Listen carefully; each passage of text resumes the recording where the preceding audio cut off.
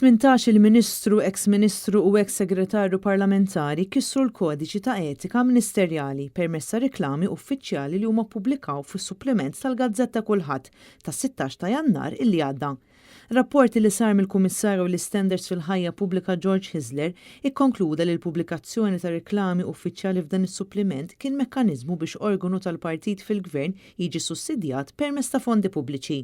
Dan l-infiq li ammonta għal total ta' 16,700 euro jirrappreżenta nuqqas ta' separazzjoni bejn ir-rwol ta' Ministru u ta' membru ta' partit politiku u użu ħażin ta' fondi pubbliċi. Apparti dan jippreżenta wkoll ksur tal-prinċipju ta' imparzjalità tas-servizz pubbliku għaliex infiq minn ministeri jiġi approvat minn uffiċjali għolja fis-servizz pubbliku li allura tpoġġew f'sitwazzjoni fejn kellhom japprovaw infiq ta' fondi pubbliċi għal skop politiku.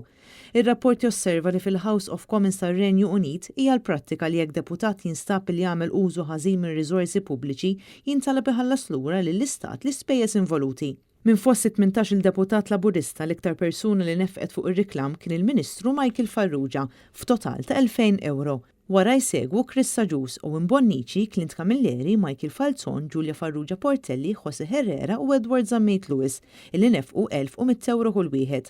Carmelo Abela, Ian Borg, Byron Camilleri, Miriam Dalli, Aaron Farrugia, Chris Fern, Rodrick Galdes, Clifton Grima, Anton Refolo u Silvio Xkembri nefqu 700 euro. Bit-total ta' infiq ilaħħaq 16,700 euro.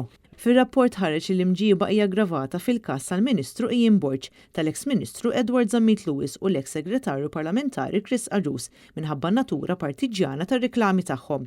Fil-Kumitat tal-Standards fil-Ħajja Pubblika li tlaqa' it-tnejn kien hemm qbil li dan ir-rapport ikun ippubblikat u li l-Kummissarju George Hisler jitla' jixhed dwaru nhar il-Ħamis li ġej.